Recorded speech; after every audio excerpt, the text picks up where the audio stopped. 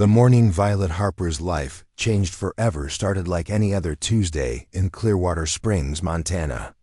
She was 23 years old, standing in the kitchen of her childhood home, watching frost patterns dissolve on the window as the November sun climbed over the Bitterroot Mountains. The coffee maker gurgled its final breath, and somewhere upstairs, her younger sister Iris was singing off-key to a song only she could hear. Before we jump back in, tell us where you're tuning in from, and if this story touches you, make sure you're subscribed, because tomorrow I've saved something extra special for you. Violet had raised Iris since their mother passed when Iris was 8 and Violet was 15. Their father, Gerald Harper, had remarried within a year to a woman named Constance Blackwell, who brought with her 2 daughters from her previous marriage, Rochelle and Nadine. The Harper family home, once filled with laughter and warmth, had transformed into something else entirely, a place where Violet and Iris existed on the periphery of their own lives. The house on Maple Ridge had been in the Harper family for 3 generations. It was a sprawling Victorian structure with a wraparound porch and gables that caught the morning light just right. Gerald's grandfather had built it with timber from the surrounding forests, and every beam, every floorboard, carried the weight of family history. But history meant nothing to Constance. Violet poured 2 cups of coffee, adding extra cream to Iris's mug the way her sister liked it.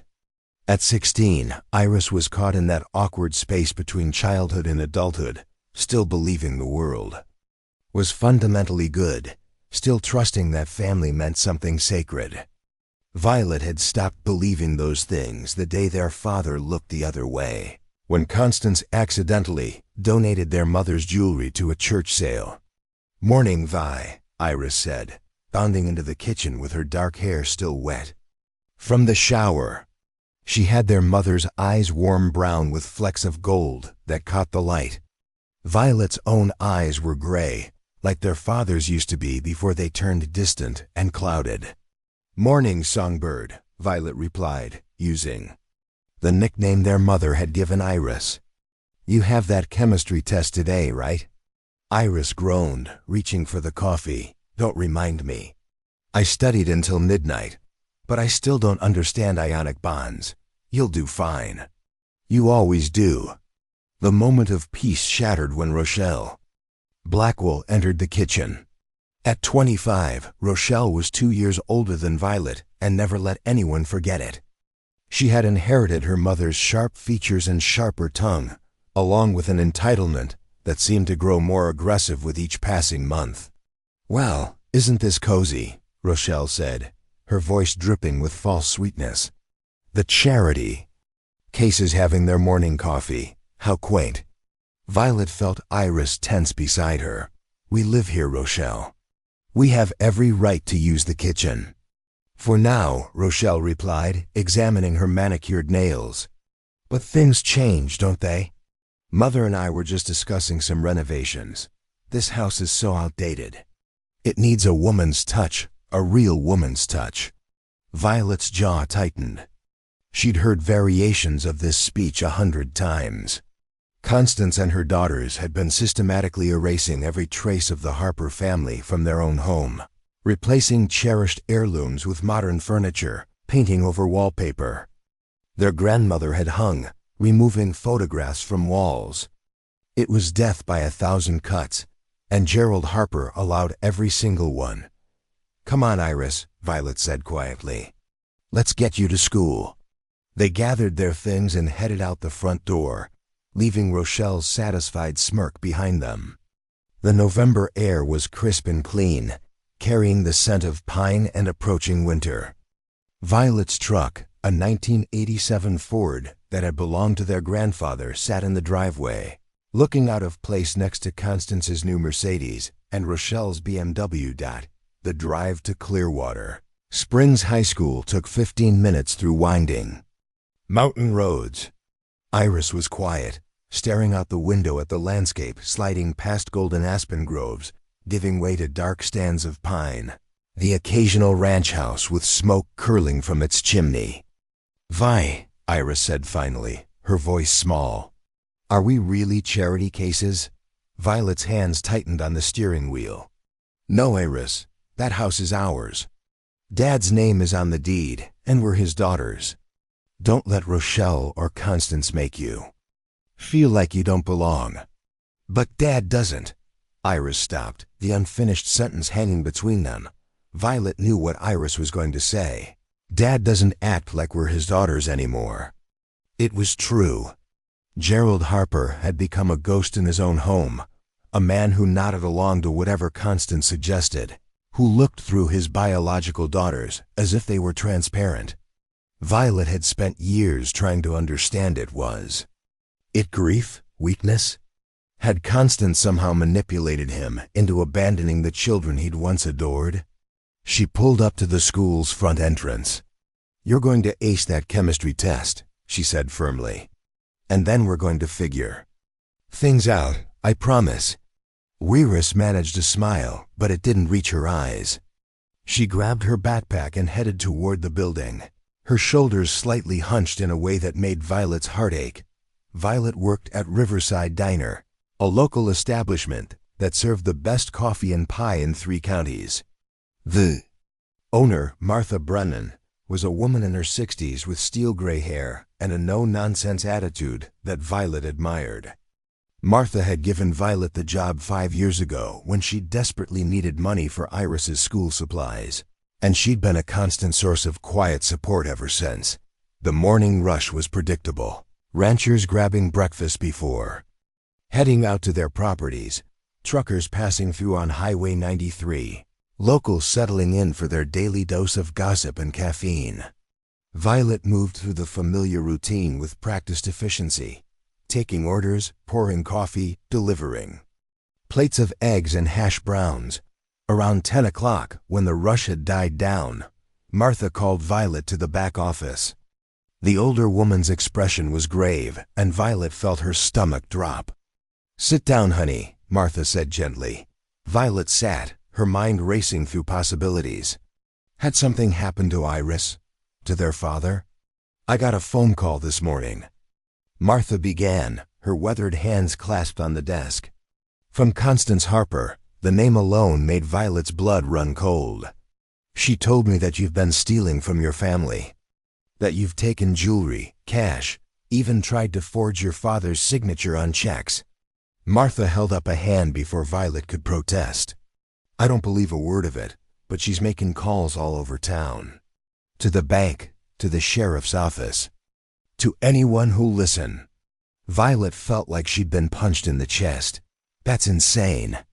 I've never stolen anything in my life. Everything I have, I've worked for. I know that, Violet. Anyone who truly knows you knows that. But Constance is convincing, and she's got documentation forged. I'd bet my life on it. That makes her claims look legitimate. Why would she do this?" Martha's expression turned sympathetic. "Because she wants you gone, honey. You and Iris.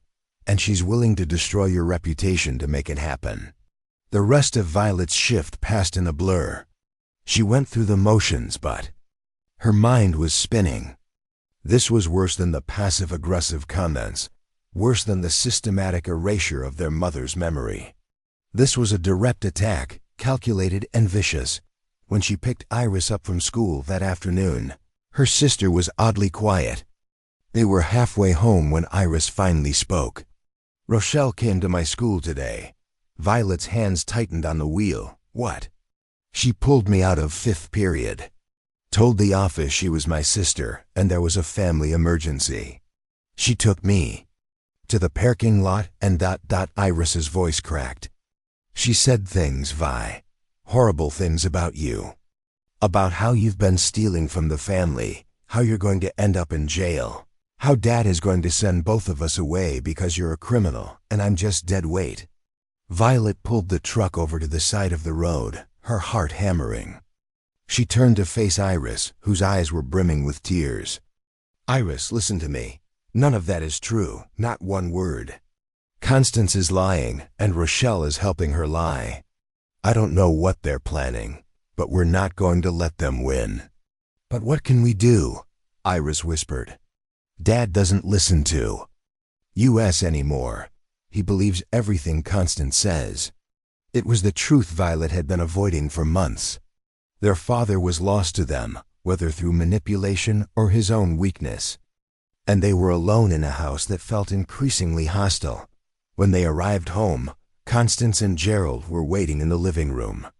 Nadine and Rochelle stood behind their mother like sentinels.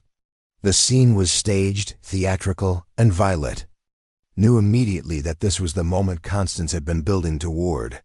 "Girls," Gerald said, his voice flat. "Sit down." Violet felt Iris's hand slip into hers as they sat on the couch across from their father. Gerald Harper looked older than his 52 years, his face lined with weariness. But there was something else there too, resignation, as if he'd already made a decision and was simply going through the motions. Constance stood beside him, her hand possessively on his shoulder. "This is very difficult," she began, her tone suggesting it was anything but we've discovered some troubling information about Violet's behavior." "This is ridiculous," Violet interrupted. "Whatever she's told you is a lie." "Let her speak," Gerald said sharply, and Violet felt the sting of his tone like a physical blow. Constance produced a folder, laying photographs and documents on the coffee table with the precision of a prosecutor. "These are bank statements showing unauthorized withdrawals from the family account. These are receipts for expensive items purchased with a credit card you reported stolen 3 months ago, Gerald. And this," she held up a piece of paper, "is a check made out to cash with your signature, except you never wrote it." Violet leaned forward, examining the documents. They looked real, official, except she'd never seen any of them before. The signature on the check was close to their father's handwriting, but not quite right. The bank statements showed withdrawals she'd never made. It was an elaborate fabrication, and it was frighteningly convincing. "I didn't do any of this," Violet said, keeping her voice steady despite the panic rising in her chest. "Dad, you know me. You know I would never steal from you." For a moment, just a moment, something flickered in Gerald's eyes. Doubt, perhaps, or the ghost of the father he used to be. But then Constance squeezed his shoulder, and whatever had surfaced disappeared. "The evidence is clear," Gerald said, not meeting Violet's gaze. "You've been stealing from this family for months. I've spoken with Sheriff Dalton, and he's willing to overlook filing charges if you leave tonight." The room seemed to tilt. "Leave? Dad, this is my home. Our home." "Was your home," Rochelle interjected smugly. "But thieves don't get to stay. What about Iris?" Violet demanded, her hand still gripping her sister's. "She's 16. She's still in school." "Iris will stay here," Constance said smoothly. "We'll take care of her, make sure she finishes her education properly, without your negative influence." Iris stood abruptly. "No, if Violet goes, I go." Gerald's expression hardened. "Iris, you're a minor. You'll do as you're told." "I'm her guardian," Violet said desperately. "Mom named me in her will, a will that was superseded when your father remarried," Constance interrupted. "Legally, I have just as much say in Iris's welfare as Gerald does, and we both agree she stays." Violet looked at her father, really looked at him, searching for any sign of the man who used to take them fishing on summer mornings, who taught them to ride bikes, who sang off-key lullabies when they couldn't sleep. But that man was gone, replaced by this hollow stranger who wouldn't even meet her eyes. "Please," Violet whispered. "Dad, please." Gerald stood, his movements mechanical. "You have 2 hours to pack your things and leave.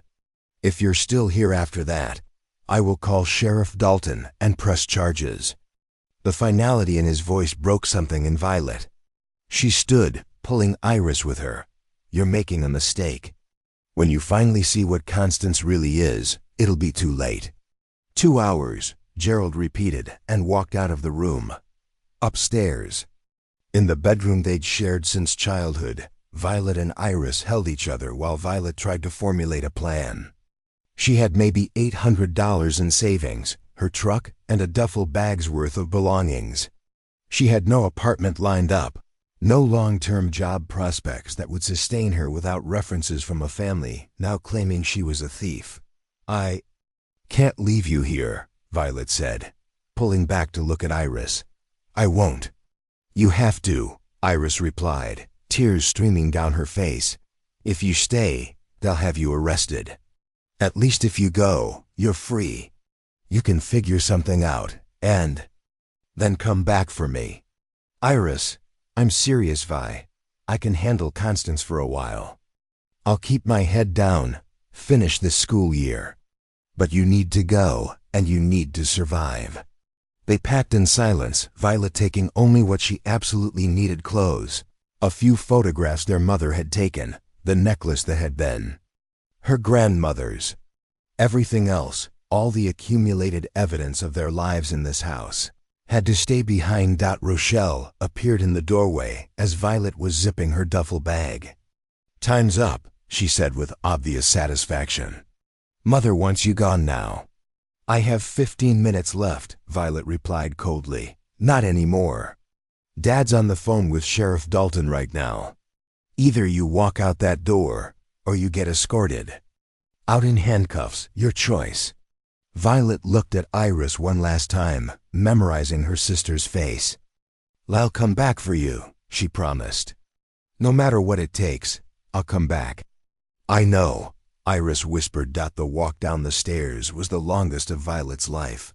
Constance stood at the bottom, arms crossed, watching with cold satisfaction. Nadine smirked from the living room doorway. Gerald was nowhere to be seen. Hiding like the coward he'd become, Violet walked out the front door of her childhood home with nothing but a duffel bag and the keys to a 20-year-old truck. The November afternoon had turned gray, clouds rolling in from the mountains, promising snow. She climbed into the driver's seat, started the engine, and forced herself not to look back at the house. At the window where she knew Iris was watching, she made it 3 miles down the road before she had to pull over. The reality of what had just happened crashed over her like a wave, and she sat in her truck on the side of a mountain highway, crying until there were no tears left. Preparing and narrating this story took us a lot of time, so if you are enjoying it, subscribe to our channel. It means a lot to us. Now back to the story. When she finally composed herself, Violet realized she had nowhere to go. Martha might let her crash on her couch for a few days, but that was temporary at best. She had no family, no close friends who could take her in long term. The life she'd known, the future she'd been planning, had evaporated in the span of 2 hours. She was alone, broke, and branded a thief in the only town she'd ever known. Violet put the truck in gear and started driving with no destination in mind. The highway stretched ahead of her, disappearing into the gray afternoon, and she followed it simply because there was nowhere else to go. The radio played old country songs, the kind her father used to sing along to before everything fell apart. As the miles passed and Clearwater Springs disappeared in her rearview mirror, Violet made herself a promise. She would survive this. She would find a way to clear her name, to expose Constance's lies, and to bring Iris somewhere safe. She didn't know how yet, didn't have a plan or resources or anything beyond sheer determination, but she was her mother's daughter, and her mother had been the strongest person she'd ever known. That strength was in her blood, in her bones, and she would not let Constance win. The sky opened up, snow beginning to fall in thick flakes that caught in her headlights. Violet drove on, heading south toward wherever the road would take her, leaving behind everything she'd ever known and carrying with her only the hope that somewhere ahead there was a future worth fighting for. Violet drove until the gas gauge needle-kissed empty and the snow became too heavy to see through. She pulled into a truck stop outside a town called Stillwater, 60 miles south of Clearwater Springs. The fluorescent lights of the parking lot cut through the darkness, illuminating rows of big rigs and a scattering of passenger vehicles. A neon sign flickered above the entrance. Hot food 24/7 inside. The truck stop was warm and smelled of coffee and fried food. A handful of truckers occupied the booths, speaking in low voices over plates of meatloaf and mashed potatoes. Behind the counter, a woman with gray streaked hair and tired eyes looked up as Violet entered. "Kitchen closes in 20 minutes, the woman said, not unkindly. Violet slid onto a stool at the counter. "Just coffee, please." The woman poured a cup and set it down. "You look like you've had a day." "You could say that." Violet wrapped her hands around the mug, grateful for the warmth. Her phone buzzed in her pocket, the third call from a number she didn't recognize. She'd been ignoring calls since leaving Clearwater Springs, afraid it might be Sheriff Dalton, or someone Constance had enlisted to harass her. The door opened, bringing a gust of cold air and 3 men in their 20s. They were loud, already drunk from the look of them, laughing too hard at jokes that weren't funny. They settled into a booth across the restaurant, and Violet felt their eyes on her immediately. "Can I get you anything else, honey?" the waitress asked, her voice taking on a protective edge as she glanced at the men. "No, thank you, just the coffee." Violet pulled out her phone and finally checked her messages. 2 were from Martha at the Fay Diner, asking if she was okay and offering her couch if she needed a place to stay. 1 was from an unknown number. She played the voicemail. "Violet, it's Iris." Her sister's voice was barely a whisper. "I'm using Nadine's old phone. They took mine away after you left. I just wanted to tell you I'm okay. Don't worry about me. Please be safe. I love you." The message had been sent 3 hours ago. Violet's eyes stung with fresh tears, but she blinked them back. She couldn't afford to fall apart in a truck stop 60 miles from home. One of the drunk men called out across the restaurant. "Hey, sweetheart, why don't you come sit with us? We'll buy you something better than coffee."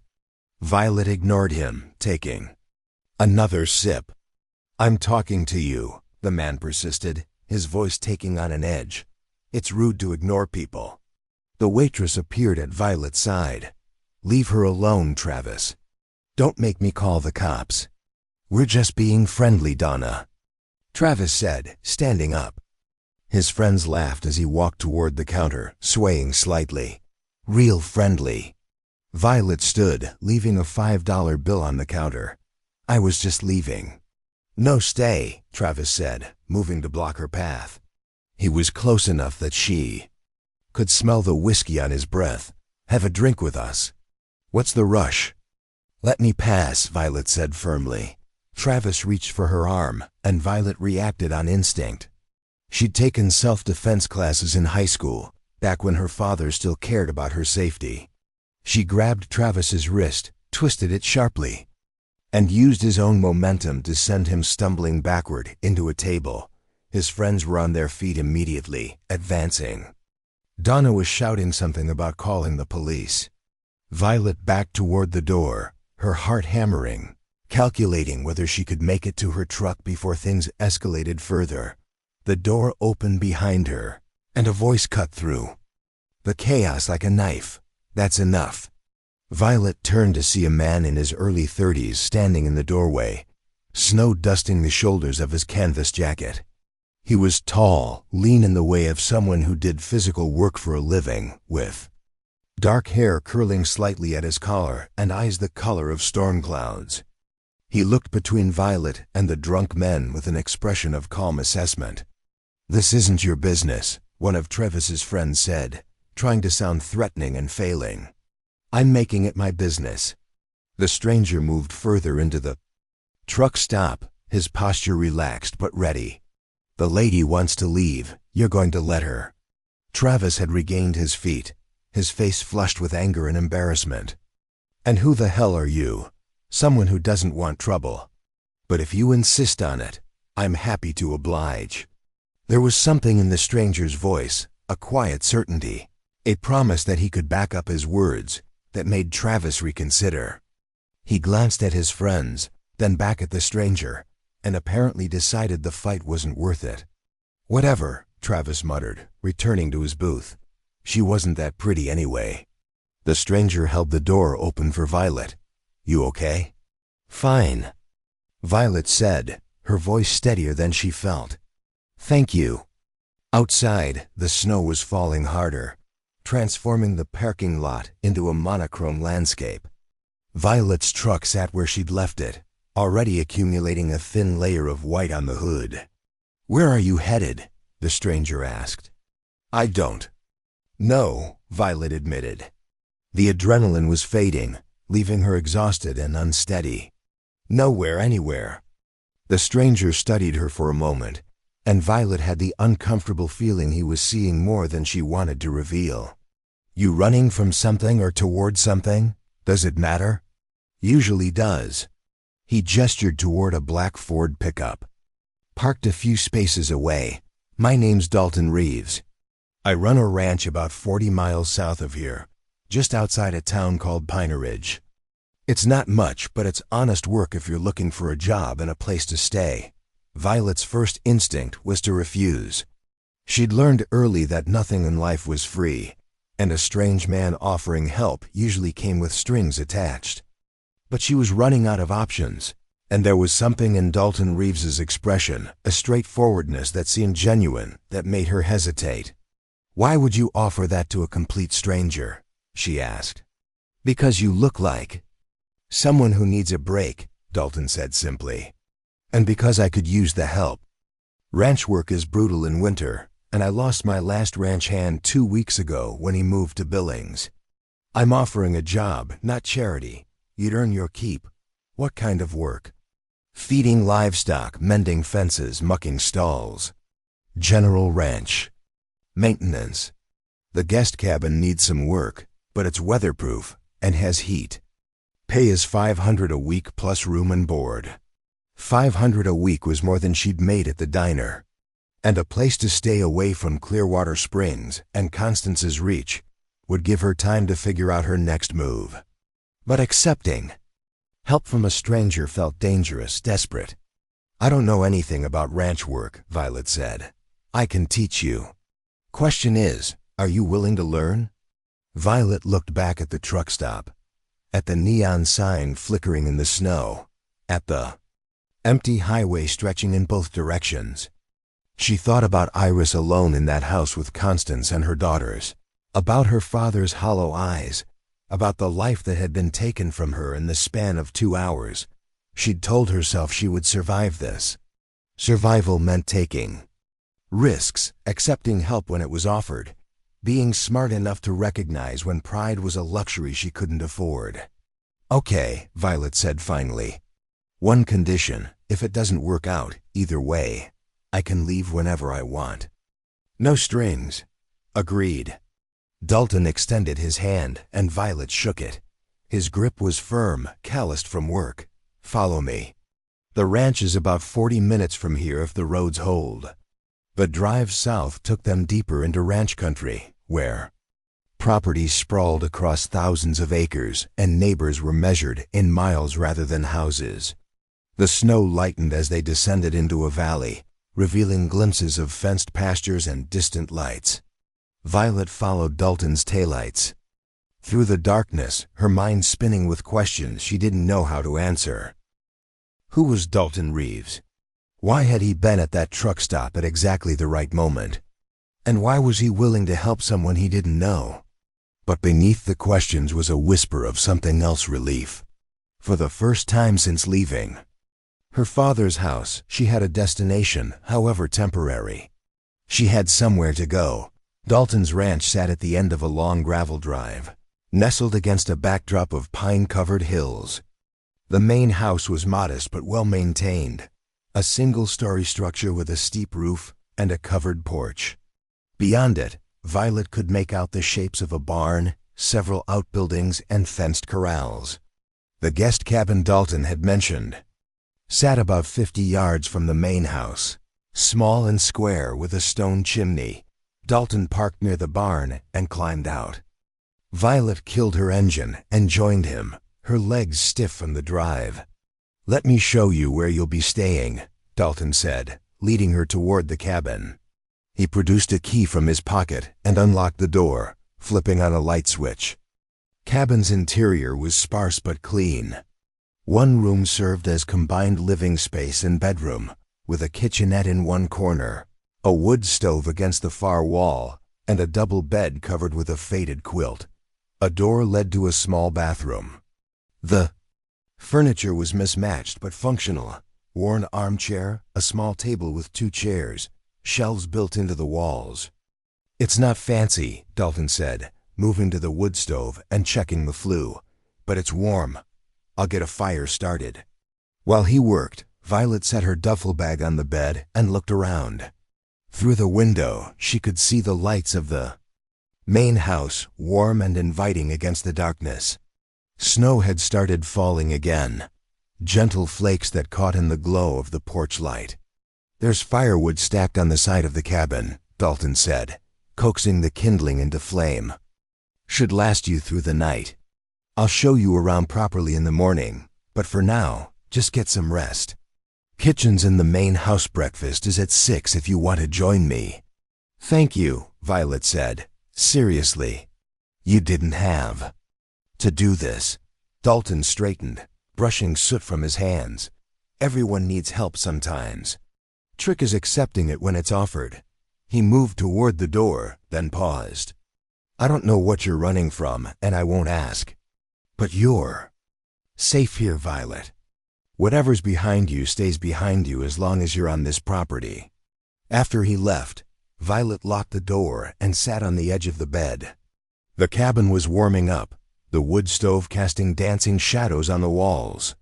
Outside, the snow continued to fall, burying the world in silence. She pulled out her phone and stared at it, debating. Finally, she typed out a message to Martha. "Found a job and a place to stay. We'll be in touch soon. Thank you for everything." Then she opened a new message to the number Iris had called from. "I'm safe. I love you." "Hold on." She sent both messages and turned off her phone, conserving the battery. Tomorrow she would figure out her next steps, would start planning how to clear her name and get Iris away from Constance. But tonight, she would sleep in a warm bed for the first time as a woman with no home, no family, and nothing but her determination to build something from the ashes. Violet woke to unfamiliar sounds, the lowing of cattle, the creak of barn doors, the distant whinny of a horse. Early morning light filtered through the cabin's window, and for a disorienting moment, she couldn't remember where she was. Then it all came rushing back. The accusations, the exile, the truck stop, Dalton Reeves, and his unexpected offer. She checked her phone. 5:47 a.m. If breakfast was at 6, she needed to move. Violet dressed quickly in jeans and a flannel shirt, pulled on her boots, and made her way through the pre-dawn darkness toward the main house. The kitchen was warm and smelled of coffee and bacon. Dalton stood at the stove, spatula in hand, looking surprisingly domestic for a man who'd seemed so imposing the night before. He glanced up as she entered. "Morning. Hope you like scrambled eggs." "I like anything I don't have to cook," Violet admitted. They ate in companionable silence, and Violet found herself studying her unexpected employer.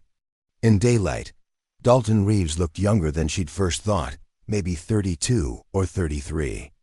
There was a scar through his left eyebrow, faint but noticeable, and his hands bore the marks of hard work calluses, small scars, permanently stained with the kind of dirt that never quite washes off. "So," Dalton said, refilling her coffee, "tell me about yourself. What did you do before yesterday?" Violet chose her words carefully. "I worked at a diner in Clearwater Springs. Been there since I was 18. What brings you down this way?" "Family issues." She met his gaze directly. "I'm not in trouble with the law, if that's what you're worried about. But I can't go back home right now." Dalton nodded, not pressing for details. "Fair enough. We all have things we'd rather not talk about." He stood, carrying his plate to the sink, ready for the grand tour. The ranch was larger than Violet had realized in the darkness. Dalton's property encompassed 300 acres of mixed pasture and forest, home to about 200 head of cattle, a dozen horses, and an assortment of chickens and goats. He showed her the barn first, a massive structure that smelled of hay and animals and leather. Main work this time of year is making sure everyone stays fed and healthy, Dalton explained, showing her the feed room. Cattle are out on the south pasture. We'll move hay out to them twice a day. Horses are in the corrals, except for Storm and Maverick, who stay in stalls because they're too old to handle winter outdoors. As if on cue, a massive gray horse stuck his head over a stall door, eyeing Violet with interest. "That's Storm," Dalton said, moving to scratch the horse's nose. 27 years old and mean as a rattlesnake to anyone he doesn't like. Fair warning. Violet approached cautiously, extending her hand. Storm sniffed her palm, then surprised her by pressing his muzzle against her shoulder, making a rumbling sound of contentment. Dalton laughed. "Well, I'll be damned.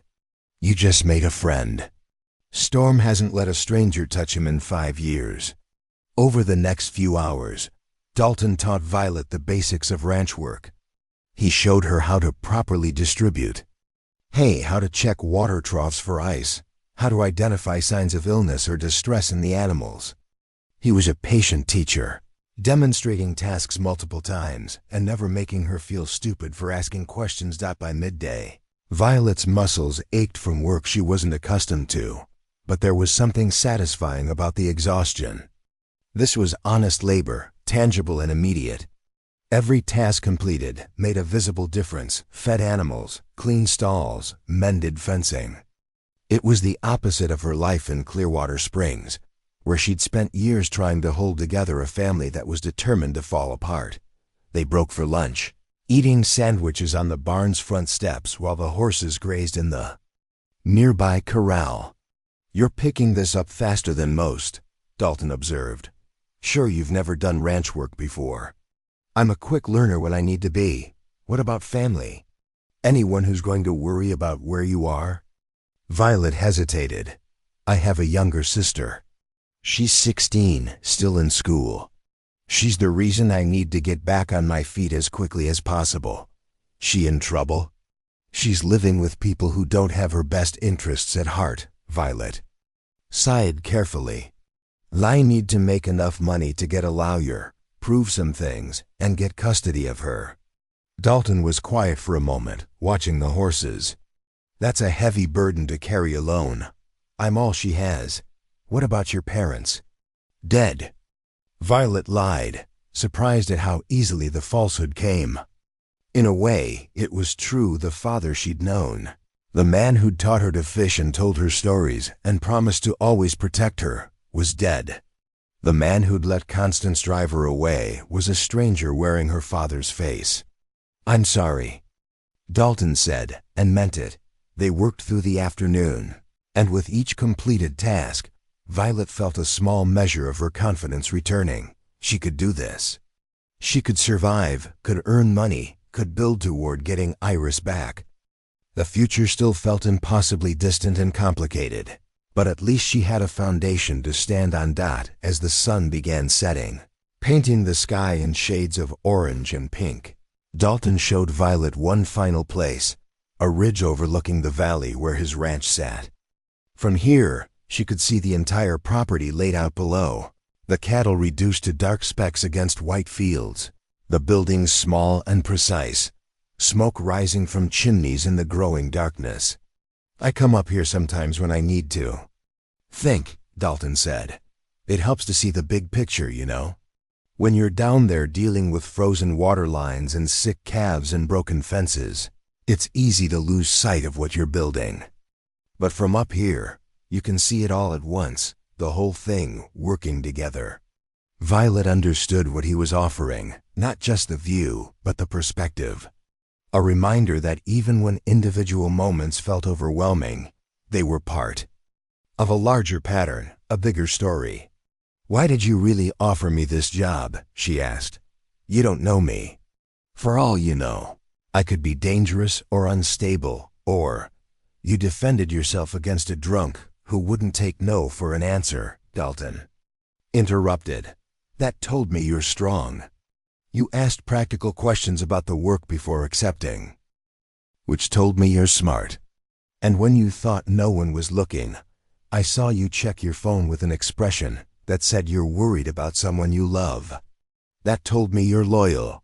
He met her eyes. I'll take strong, smart, and loyal over experience any day.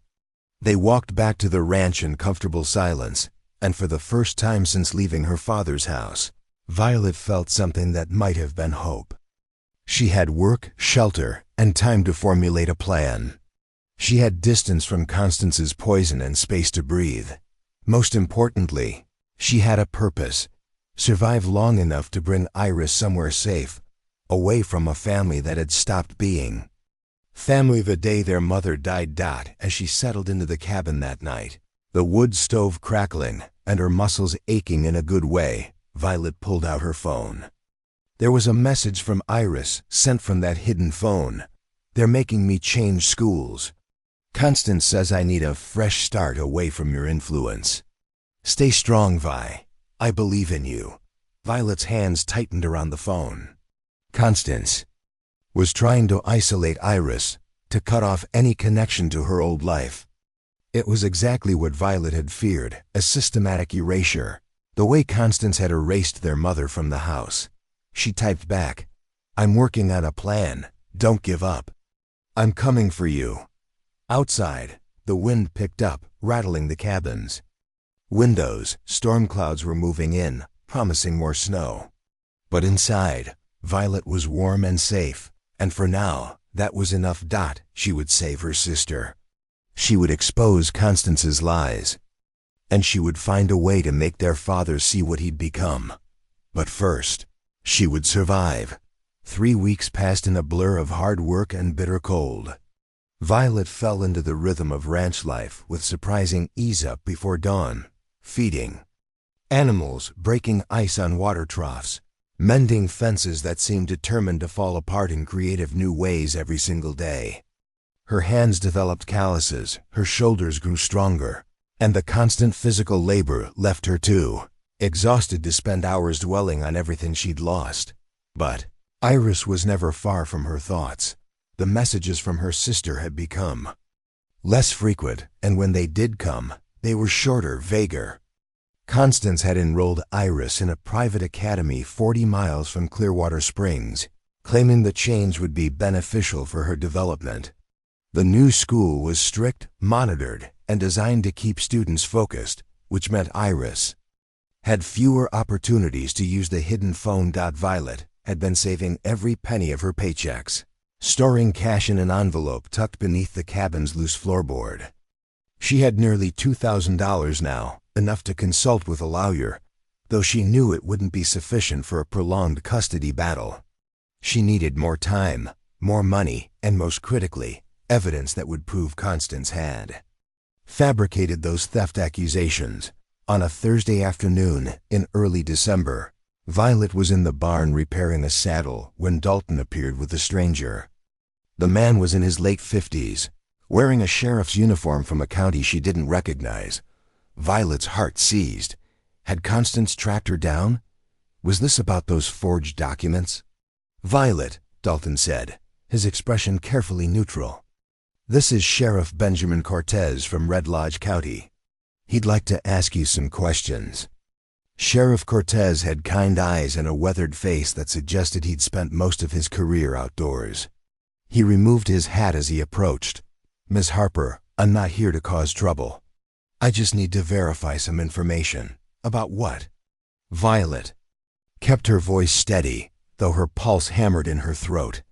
I received a call from Sheriff Dalton in Clearwater Springs, no relation to your employer here, Cortez said with a slight smile at the coincidence.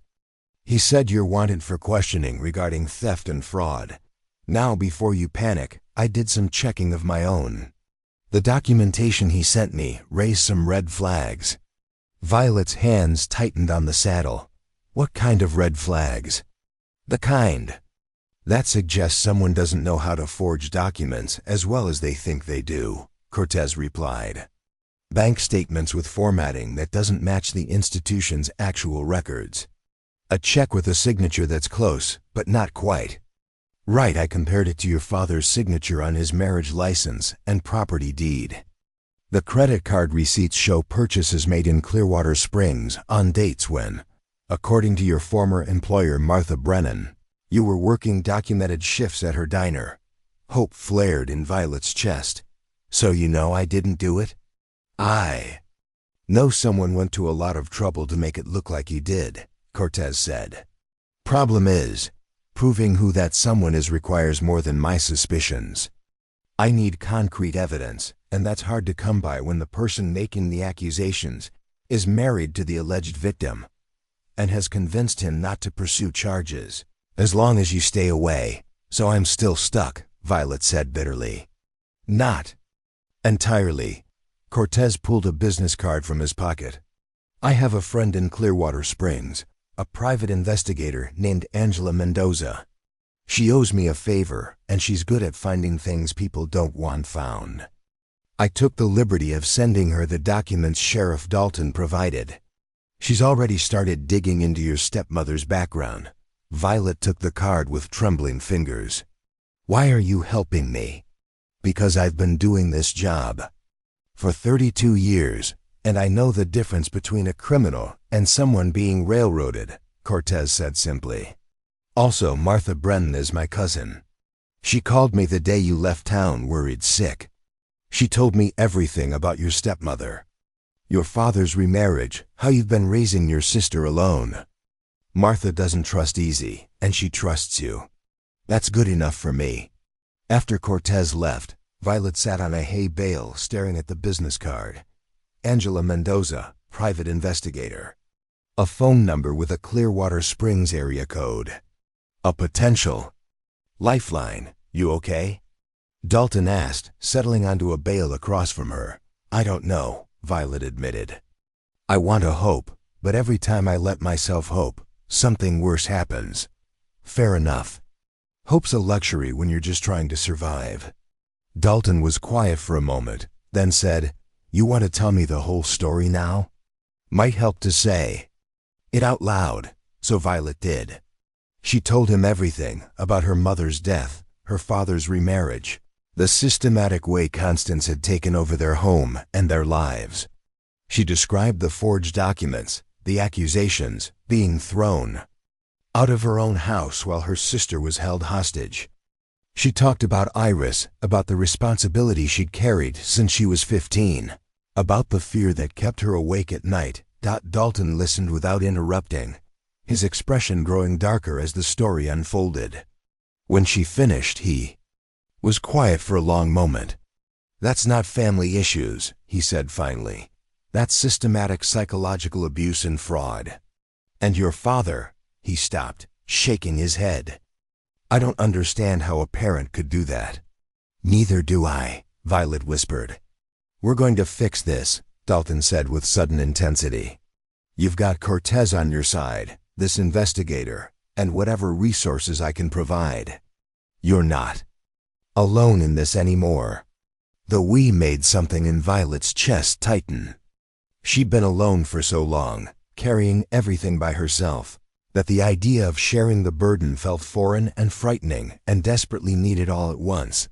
That evening, Violet called Angela Mendoza from the cabin. The investigator answered. On the second ring, her voice brisk and professional. Ms. Harper, I've been expecting your call. Sheriff Cortez briefed me on your situation, and I've already started preliminary research into Constance Blackwell's background. What I've found so far is interesting. Interesting how? Your stepmother has been married 3 times before your father. First husband died in a suspicious accident insurance payout of $500,000. Second husband divorced her after 2 years, claiming she'd drained his savings and forged his signature on loan applications. Third husband is currently serving time for embezzlement, crime his lawyer claimed Constance orchestrated and then pinned on him when the authorities got close. Violet's breath caught. So this is a pattern, a well-established one. She targets Widowers with assets, moves in fast, systematically isolates them from family and friends, and then either strips them of their resources or sets them up to take the fall for her schemes. Your father fits her profile perfectly. Recent widower, valuable property, vulnerable daughters who pose a threat to her control. Can we prove any of this? I'm working on it. The challenge is that Constance is smart. She knows how to cover her tracks, how to manipulate legal systems. But she's gotten overconfident, and overconfidence leads to mistakes. Those forged documents Sheriff Cortez showed me? Amateur work compared to her earlier schemes. She's rushing, which means she's worried about something. My sister, Violet said. Iris turns 18 in less than 2 years. Once she's legally an adult, Constance loses leverage. Exactly. Which means Constance is on a timeline, and people make mistakes when they're rushing. Angela's voice softened slightly. I'm going to get you evidence, Ms. Harper. It's going to take time and it won't be cheap. But I will get you what you need to protect your sister and clear your name. How much? Violet asked, already calculating how many months of ranch work it would take. My retainer is $3,000. Cortez said he'd cover half as a personal favor. Can you manage $1,500? Violet thought of the envelope under the floorboard. Yes, but it'll take me another month to save it. That's fine. I don't need it all up front. Send me $500 to get started, and we'll work out a payment plan for the rest. I've seen too many women get destroyed by people like Constance Blackwell. I'm not letting it happen again if I can help it. After hanging up, Violet sat in the growing darkness of the cabin, feeling something she hadn't felt in weeks, not just hope, but determination backed by actual resources. She had allies now, people who believed her and were actively working to help. It wasn't enough yet, but it was a foundation. The next morning, Violet woke to find 6 inches of fresh snow covering everything. Dalton was already in the barn when she arrived, cursing softly at a generator that refused to start. Water lines are frozen, he explained. Generator's supposed to power the heat tape, but apparently it decided to quit in the middle of the night. If we don't get this fixed in the next few hours, we're going to have burst pipes throughout the barn. They spent the morning working on the generator, their breath forming clouds in the frigid air. Violet held flashlights and tools while Dalton took the machine apart, diagnosed the problem, a corroded fuel line, and jury-rigged a temporary fix. This'll hold for maybe a week, he said, wiping grease from his hands. But I need to order a replacement part from Billings, and it won't arrive until after Christmas. Christmas, Violet repeated, realizing she'd completely lost track of dates. That's less than 2 weeks away. You have plans? No. The word came out more bitter than she'd intended. This would be the first Christmas without Iris, the first time in her sister's life that Violet wouldn't be there. The thought made her chest ache. Well, you do now, Dalton said. Ranch tradition Christmas dinner, nothing fancy, but better than eating alone. Over the following days, as winter tightened its grip on the valley, Violet found herself settling into something that almost felt like a life. She worked alongside Dalton, learning not just the mechanics of ranch management, but the philosophy behind it, how to read weather patterns, anticipate problems, work with nature instead of against it. She discovered she had an instinct for animals, particularly horses. Storm followed her around like a massive gray-haired puppy, and even Maverick, the other elderly stallion, had warmed to her presence. In the evenings, she and Dalton often ate dinner together in the main house, sharing meals and conversation. He told her about his own past, how he'd inherited the ranch from his father 5 years ago, how he'd nearly lost it during a drought 3 years back, how he'd rebuilt slowly and carefully. He'd been engaged once, to a woman who decided ranch life wasn't for her and left for Seattle. He spoke about it without bitterness, as if it was simply something that had happened, a road not taken. You ever regret it? Violet asked one evening. Staying here doing this work? Every day, Dalton admitted with a wry smile. And every day I wake up and choose it again anyway. That's the thing about loving something difficult. The difficulty is part of the love. If it was easy, it wouldn't mean as much. Violet understood. That more than she could say. A week before Christmas, Violet received a message from Iris that made her blood run cold. Constance is planning something. I heard her on the phone talking about finalizing arrangements and securing the property. Vi, I think she's trying to get Dad to change his will. Violet immediately called Angela Mendoza. I'm already aware, Angela said grimly. I've been monitoring activity at your father's bank and lawyer's office. Public records only, nothing illegal. Your father had an appointment with his attorney 3 days ago. I don't know what was discussed, but it lasted over 2 hours. She's going to write us out completely, Violet said, pacing the cabin. The house, the property, everything our family built, she's going to take it all. Even if she does, it doesn't mean the will would hold up in court, especially if we can prove undue influence. But yes, we need to move faster. I'm close to having enough evidence on her previous marriages to establish a pattern of fraud. Another week, maybe 2, and I'll have something concrete. Iris doesn't have 2 weeks. If Constance changes that will, and then something happens to my father, your father's 52 and healthy. Angela interrupted gently. Nothing's going to happen to him in 2 weeks. But Violet couldn't shake the feeling that time was running out, that Constance was moving pieces on a board Violet couldn't see, preparing for an endgame that would leave her and Iris with nothing. Christmas arrived cold and clear. The valley transformed into something from a postcard. Dalton had cut a small pine tree and set it up in the main house, decorating it with ornaments that clearly dated back decades. He cooked a turkey that was only slightly overdone, and they ate by candlelight while snow fell softly outside the windows. This is nice, Violet said, surprised to realize she meant it. Despite everything, despite the fear for Iris, the uncertainty of her situation, the weight of everything unresolved, this moment was genuinely pleasant. Yeah, Dalton agreed, raising his glass of wine. Here's to unlikely Christmas dinners and the strange ways life brings people together. They clinked glasses, and Violet felt something shift between them. Recognition that what had started as a desperate employment arrangement had evolved into something more substantial. Not romance exactly, but partnership, trust, the beginning of friendship. After dinner, Dalton handed her a wrapped package. Don't get too excited. It's practical, not sentimental. Inside was a new pair of work gloves, high-quality leather lined with fleece. But tucked in with them was something else, an envelope containing $500 in cash. Dalton, I can't. Christmas bonus, he said firmly.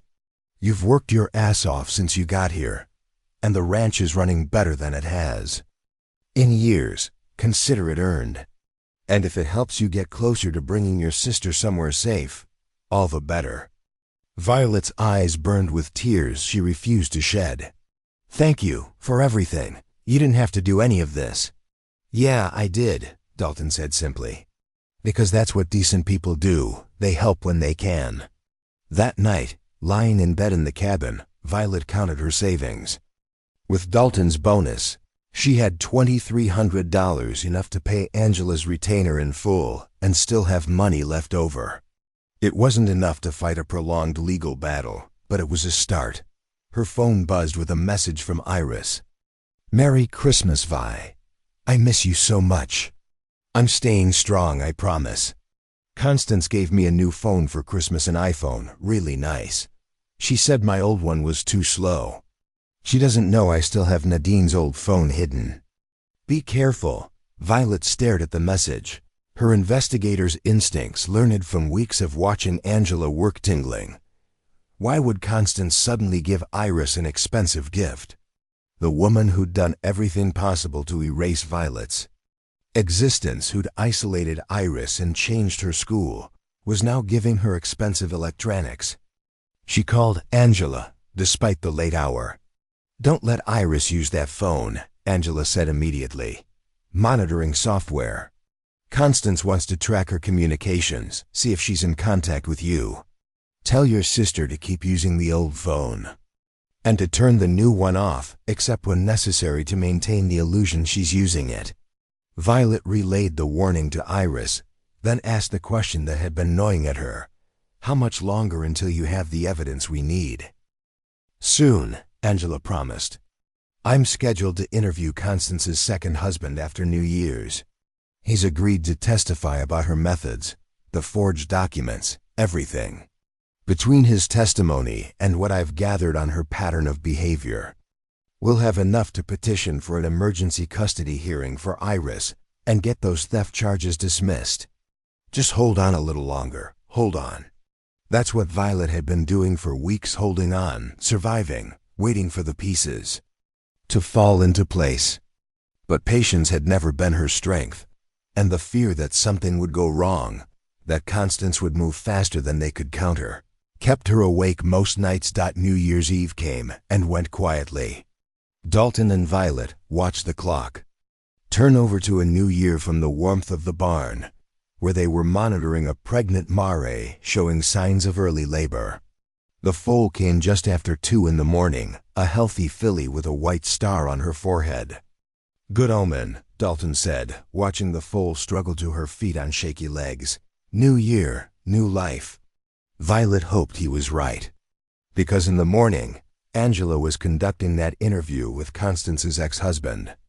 In the morning, everything might finally start moving in the right direction. In the morning, Violet thought, watching the newborn filly nuzzle her mother, she might finally have the ammunition she needed to bring her sister home. But what she didn't know, what none of them knew, was that Constance Blackwell had already made her move, and the consequences were already in motion, racing toward them like a storm they couldn't see coming. The call came at 4 in the morning on January 3rd.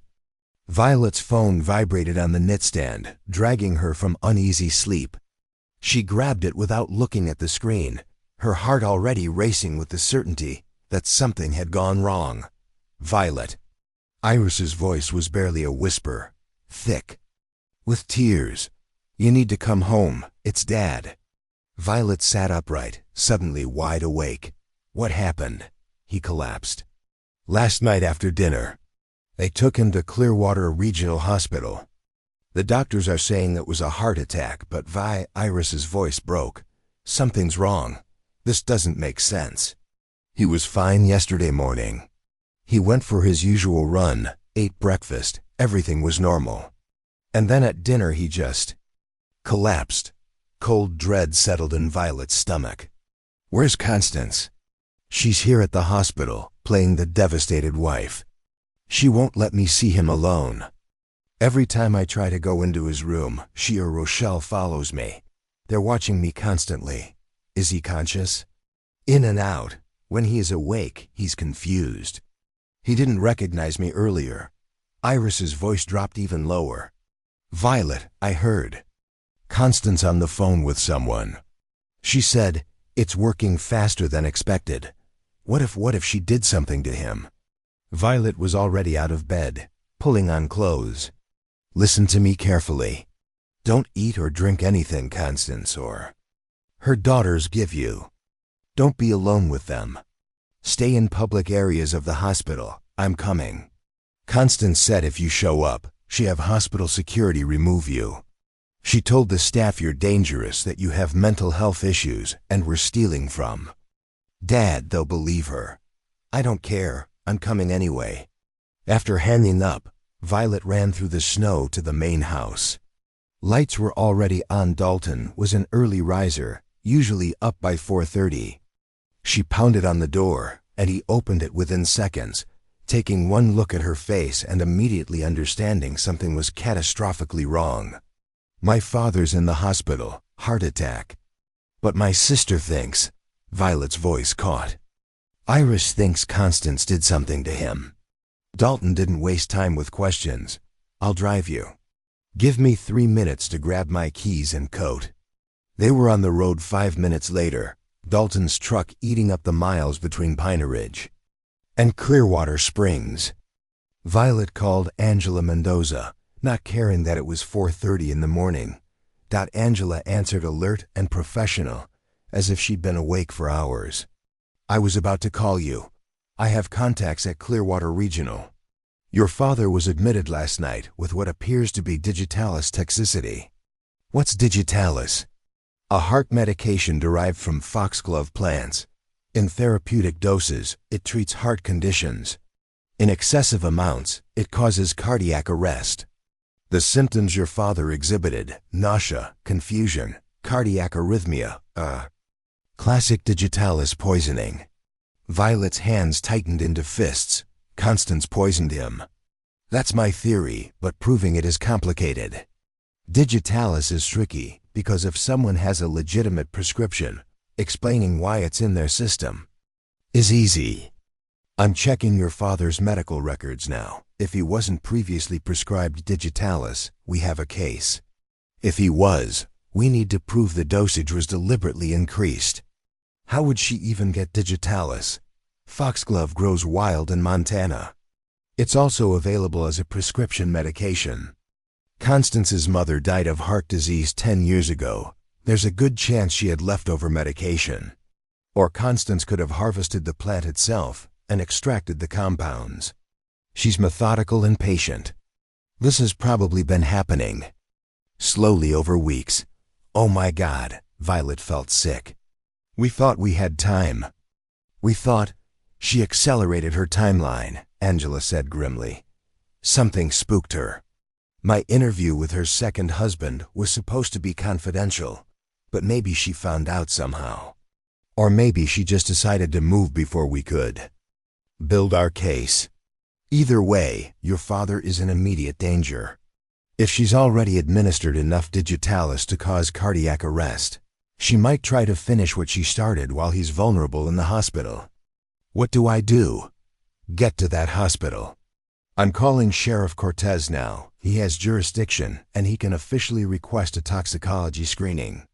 I'm also contacting a colleague who's a physician at Clearwater Regional. We're going to get your father protected and get evidence that will put Constance away for attempted murder. The drive to Clearwater Springs took 90 minutes through preyed-on darkness. Violet spent the time calling Iris every 15 minutes to make sure her sister was safe and researching digitalis poisoning on her phone. The symptoms matched everything. Iris had described nausea, confusion, visual disturbances, irregular heartbeat. If Constance had been administering small doses over time, Gerald's body would have accumulated the toxin until it reached critical levels. Thought it was methodical. It was brilliant. And it was almost impossible to prove unless they could establish that Gerald Harper had never been prescribed digitalis in the first place. They arrived at Clearwater Regional Hospital just after 6 in the morning. The building was a modern, 4-story structure on the outskirts of town, its windows glowing warm against the winter darkness. Violet jumped out of the truck before Dalton had fully stopped. Wait, Dalton said, catching her arm. If Constance really did warn security about you, charging in there will just get you arrested. We need to be smart about this. He was right. But every instinct Violet had screamed at her to find Iris, to see her father, to confront Constance and make her pay. She forced herself to breathe, to think strategically. There's a service entrance on the east side, Violet said, remembering the hospital's layout from when she'd volunteered here as a teenager. It leads to the staff areas. If we can get in that way, we can avoid the main desk. They circled the building and found the service entrance. At 6 in the morning, it was busy with staff arriving for the morning shift. Violet and Dalton slipped in behind a group of nurses, walking with the confidence of people who belonged. No one challenged them. The hospital's interior was familiar and strange at once, the same layout Violet remembered, but updated with new equipment and paint. She oriented herself quickly, heading toward the cardiac care unit on the 3rd floor. Dalton stayed close, his presence solid and reassuring. They found Iris in a waiting room outside the cardiac care unit, curled up on an uncomfortable plastic chair. She looked exhausted, her eyes red from crying, her clothes rumpled. When she saw Violet, she launched herself across the room. "You came," Iris sobbed into Violet's shoulder. "I was so scared you wouldn't make it in time." Violet held her sister tightly, breathing in the familiar scent of her shampoo. "I'm here. I'm not leaving you again." "Touching," a cold voice said. From the doorway, but entirely inappropriate. Constance Blackwell stood framed in the entrance, perfectly put together despite the early hour. Her makeup was flawless, her clothes expensive and tasteful. She looked like the picture of a devoted wife, maintaining composure during a crisis. Only her eyes betrayed her cold, calculating, and utterly devoid of genuine emotion. "You need to leave," Constance said. "You're trespassing, and you're upsetting Iris. I've already called security." "I'm not going anywhere," Violet said, keeping Iris behind her. "Not until I see my father." "Your father doesn't want to see you.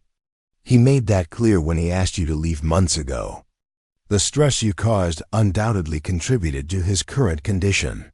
Constance's voice was perfectly modulated, reasonable, the voice of someone being patient with a difficult person. "Please don't make this harder than it needs to be." "Where's Rochelle?" Violet asked suddenly. "Where's Nadine?" Constance's expression flickered, just for a second, before smoothing back into concern. "They're at home resting. Unlike some people, they understand that crowding the hospital helps no one. Or you sent them away because you needed privacy." "To do something," Violet said, "like adjust 4 medications. Introduce something into his system that would make sure he doesn't recover." "That's a serious accusation," Constance said, her voice turning icy. "One that borders on slander." "I think you need professional help, Violet. This paranoid delusion that I'm somehow responsible for your father's illness, it's concerning. Perhaps, when this is over, we should discuss getting you psychiatric evaluation."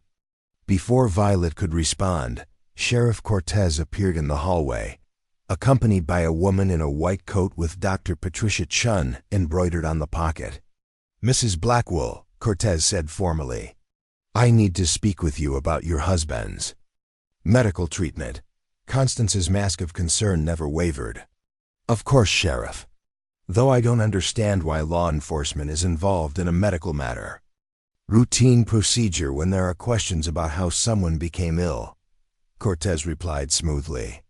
"Dr. Chun, can you explain to Mrs. Blackwell what we've discovered?" Dr. Chun consulted her tablet. "Mr. Harper's blood work shows dangerously elevated levels of digoxin. That's the medical name for digitalis. The levels are consistent with either acute overdose or chronic poisoning over several weeks. I've reviewed his medical history, and he has no prescription for any cardiac glycosides. In fact, his heart was perfectly healthy before this incident." "That's impossible," Constance said, but there was a hairline crack in her composure now. "He must have gotten medication somewhere. Maybe from a friend or—" "We've also reviewed the household trash from your residence," Cortez interrupted. "Your garbage pickup was this morning, and we obtained a warrant to search the contents before they were collected. We found bottles of digoxin prescribed to a Marjorie Blackwell, your late mother, empty bottles, all dated from more than 10 years ago." Constance's face went pale. "We also found foxglove plants in your greenhouse," Cortez continued. "Dried flowers and leaves consistent with home extraction of digitalis compounds. And most damning, we found a journal in your study. Handwritten notes documenting dosages, timing, and observed symptoms. All in your handwriting, Mrs. Blackwell."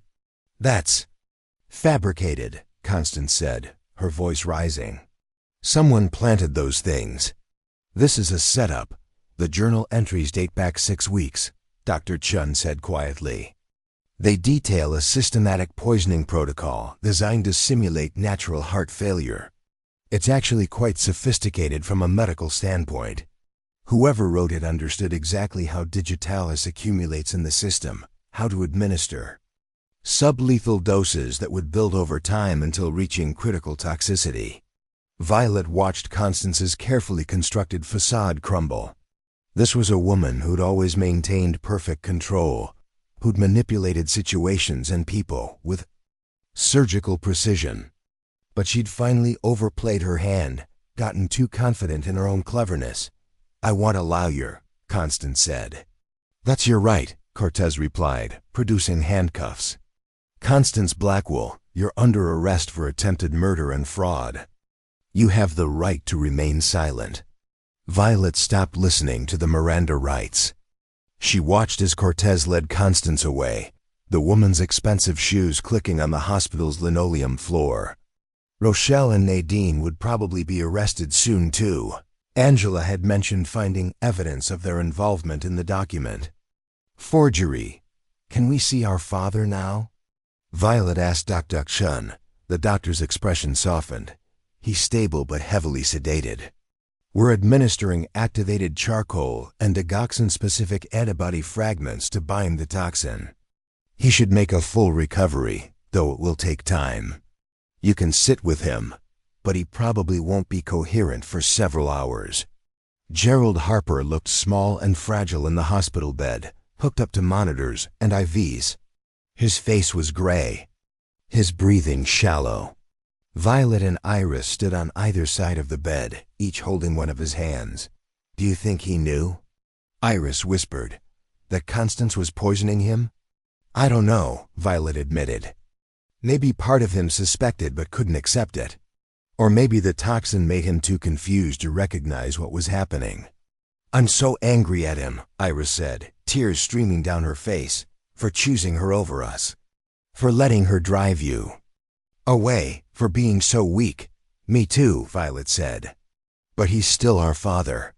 And maybe when he wakes up, when the drugs are out of his system and Constance is gone, maybe we'll get him back." They sat vigil for hours as the sun rose over Clearwater Springs, as nurses came and went checking monitors, as the hospital slowly came to life with the morning shift. Dalton appeared periodically with coffee and food, a quiet presence that asked for nothing but offered everything. Around noon, Gerald's eyes fluttered open. He looked around in confusion, his gaze landing on Violet. For a long moment he just stared at her, and Violet braced herself for rejection, for him to call for security, for him to choose Constance one final time. "Violet?" His voice was raspy, uncertain. "When did you get here?" "This morning, Dad. I had the strangest dreams. Constance was ... He trailed off, his expression clearing as memory returned. "She was poisoning me. That wasn't a dream, was it?" "No," Violet said gently. "It wasn't a dream." Gerald's face crumpled. "God, what have I done? What have I let her do to you, to Iris? I was so lost after your mother died, and Constance seemed so understanding, so helpful. By the time I realized something was wrong, I couldn't see a way out. She had me convinced that you were the problem, Violet. That you were stealing, lying, trying to manipulate me. I believed her because believing her was easier than admitting. I brought a monster into our home. Dad, I threw you out of your own house," Gerald continued, his voice breaking. "I let her keep Iris from you. I chose a woman I barely knew over my own daughters. There's no excuse for that. None." Iris moved to the other side of the bed, taking her father's hand. "You were sick, Dad. The poison made you confused, made you vulnerable to manipulation." "That doesn't absolve me," Gerald said firmly. "The poison might have made things worse, but I made those choices before she started drugging me. I was weak and selfish, and I failed you both." He looked at Violet, his eyes clear for the first time in months. "Can you ever forgive me?" Violet thought about all the anger she'd carried, all the nights she'd cried herself to sleep feeling abandoned and betrayed. She thought about the months of struggling to survive, of being separated from Iris, of having her name dragged through the mud. She thought about how easy it would be to say no, to let him carry that guilt forever. But she also thought about her mother, about what she would have wanted, about the fact that Gerald Harper had been a good father for most of Violet's life.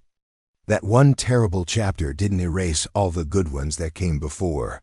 Eventually, Violet said. Maybe not today or tomorrow, but eventually, yes. It was the truth, and it was enough.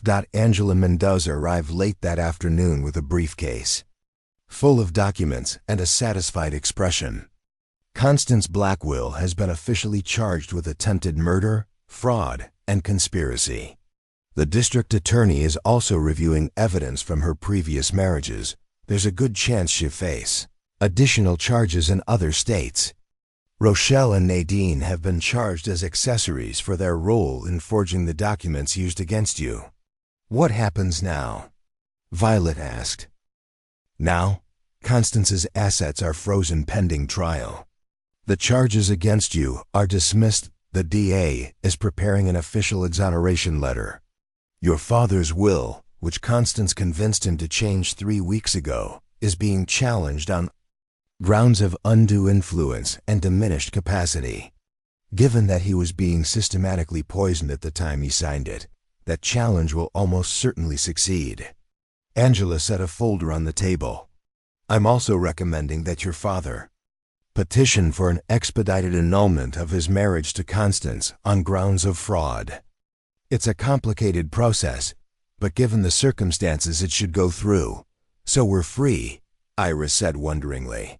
We're actually free of her. You're free of her, Angela confirmed.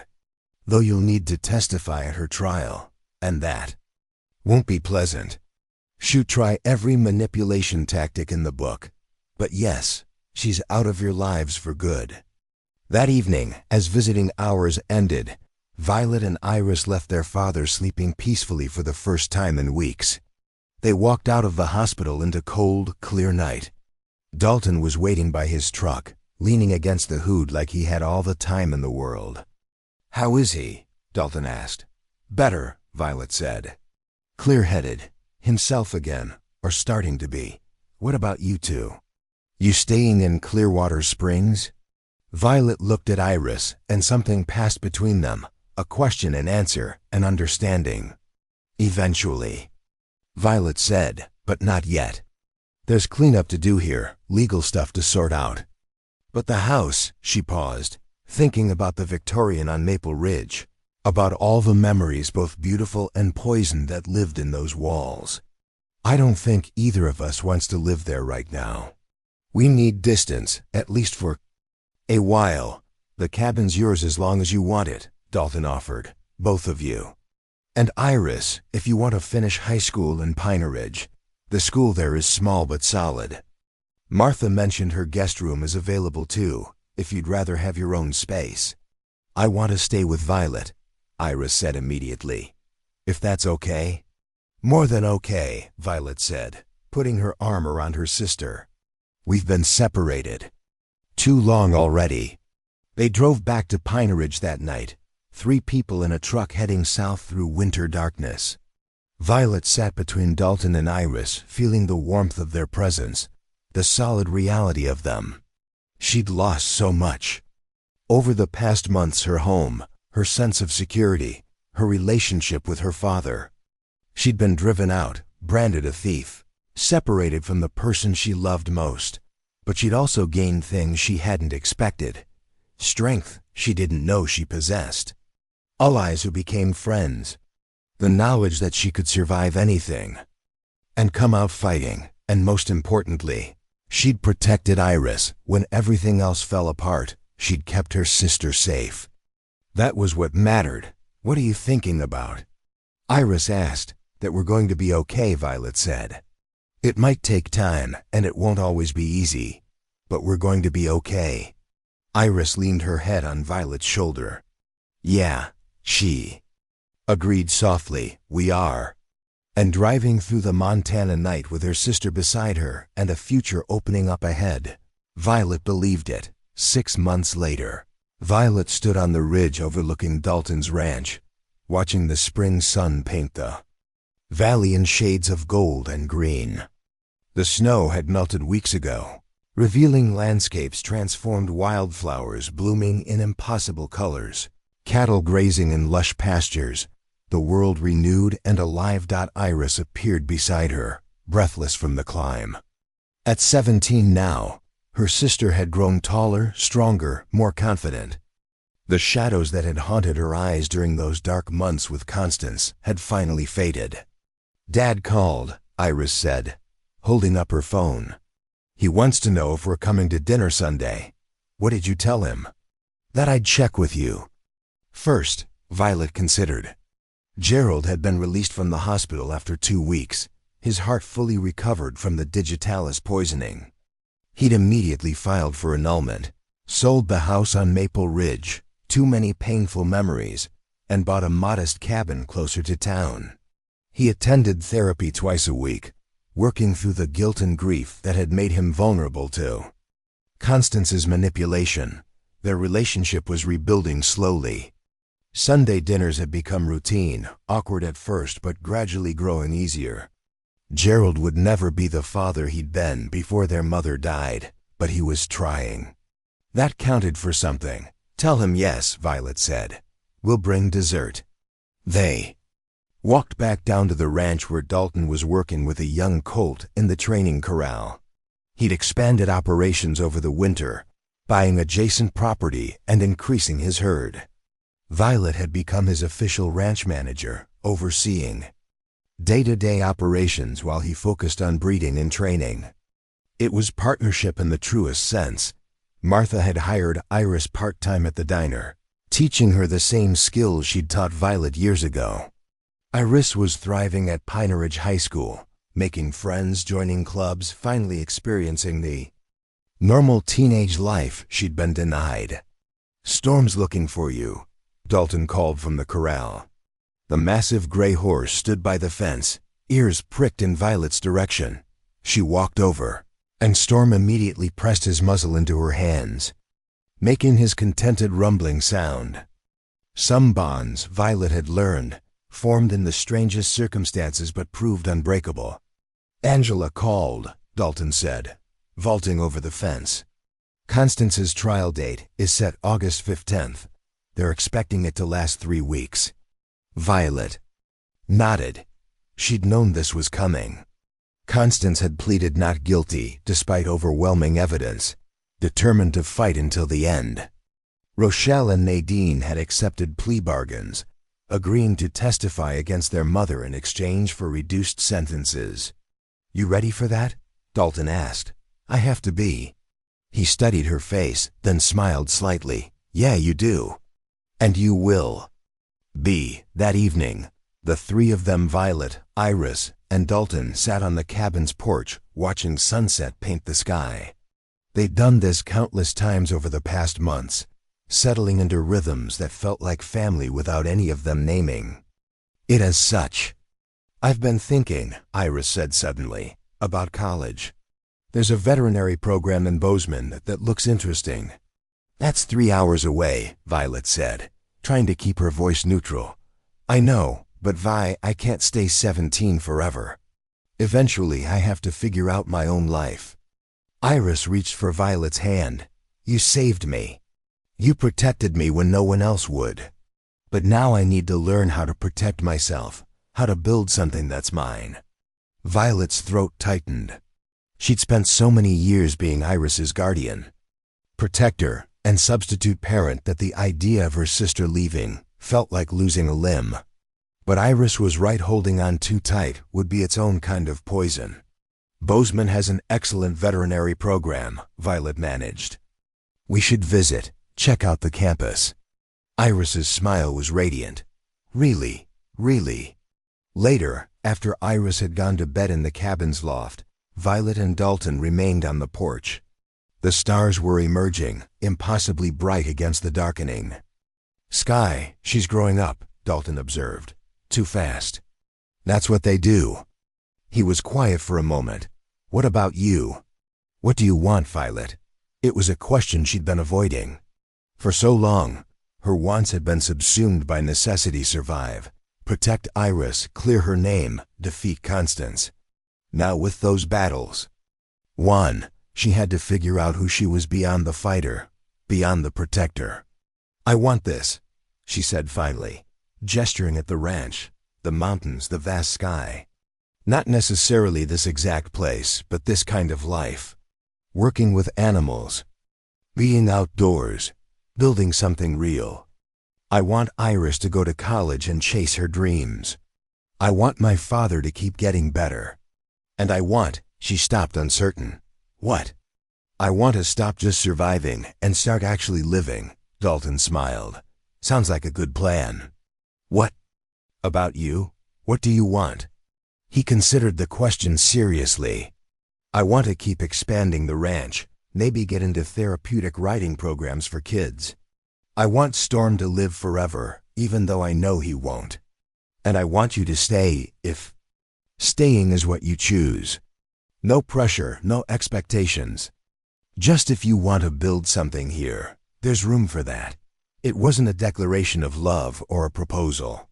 It was something better, an invitation to possibility, offered without demands or conditions. The kind of offer that could only come from someone who understood what freedom actually meant. Lied like that, Violet said that the trial, when it came in August, was brutal. Constance's defense attorney painted her as a devoted wife driven to desperation by ungrateful stepchildren and a husband whose judgment had been compromised by grief. He suggested the poisoning was accidental, that Constance had simply been trying to help Gerald with what she mistakenly believed was a heart condition. But the evidence was insurmountable. The journal detailing dosages, the testimony from her previous husbands, the forensic analysis showing systematic, calculated poisoning. Medical experts who confirmed Gerald Harper had never needed cardiac medication. Violet testified on day 7, walking the jury through everything: her mother's death, Constance's systematic takeover, the forged documents, being driven from her home. She spoke clearly and calmly, sticking to facts, letting the truth speak for itself. When Constance's attorney tried to rattle her during cross-examination, asking why she hadn't fought harder to stay, why she'd abandoned her sister, Violet looked him straight in the eye. I left because my father asked me to, and I didn't want Iris to watch me get arrested on false charges, but I never abandoned her. I spent every single day working to get her back, to expose the truth, to protect her from the woman who was poisoning our father. That's not abandonment, that's love. The jury deliberated for 4 hours. Guilty on all counts: attempted murder, fraud, conspiracy, and multiple counts related to her previous marriages in other jurisdictions. Constance Blackwell was sentenced to 32 years in prison. Violet felt no triumph watching the sentence delivered, only exhaustion and relief. It was finally truly over. That night, back in Pine Ridge, Dalton organized a celebration. Martha closed the diner early and brought her famous apple pie. Sheriff Cortez drove down from Red Lodge. Angela Mendoza came with her wife and twin daughters. Gerald Harper arrived carrying flowers: irises, the flower his youngest daughter was named for, the flower their mother had loved. To Violet, Dalton said, raising his glass, who never gave up, never backed down, and never stopped fighting for the people she loves. To family, Gerald added quietly, his eyes on his daughters. The one we're born into and the one we choose. They clinked glasses, and Violet looked around at the faces gathered in this small ranch house. Her sister, her father slowly becoming himself again, the cowboy who'd offered help when she had nothing, the friends who'd stood beside her through impossible odds. She'd been driven out, branded a criminal, separated from everything she'd known. She'd lost her home, her sense of safety, her relationship with her father. But in losing everything, she discovered what she was made of: strength that ran deeper than she'd known, resilience that couldn't be broken, and the capacity to build new foundations from ashes. "What are you thinking?" Iris asked, appearing at her elbow. Violet smiled, pulling her sister close. "That sometimes the worst things that happen to us lead us exactly where we need to be." Pretty philosophical for someone who spent the morning mucking horse stalls. Horse stalls make you philosophical, all that time to think. They laughed, and the sound was light and free and full of possibility. Outside, The Montana summer night stretched endlessly, stars scattered like diamonds across black velvet. Storm whinnied from his pasture, answered by the distant call of coyotes in the hills. Violet Harper had been driven out for protecting her sister. But a cowboy had ridden up and said, "Come with me," and in following him, she'd found not just shelter, but a future. Not just survival, but a life worth living. And that, she thought, watching Iris laugh at something Martha said, seeing her father smile genuinely for the first time in years, feeling Dalton's steady presence beside her, that was worth everything. She'd endured to get here. Some storms destroy everything in their path. But some storms, if you're strong enough to weather them, clear the air and make room for new growth. Violet had weathered her storm. Now she was ready to grow. Up next, you've got 2 more standout stories right on your screen. If this one hits the mark, you won't want to pass these up. Just click and check them out. And don't forget to subscribe and turn on the notification bell so you don't miss any upload from us.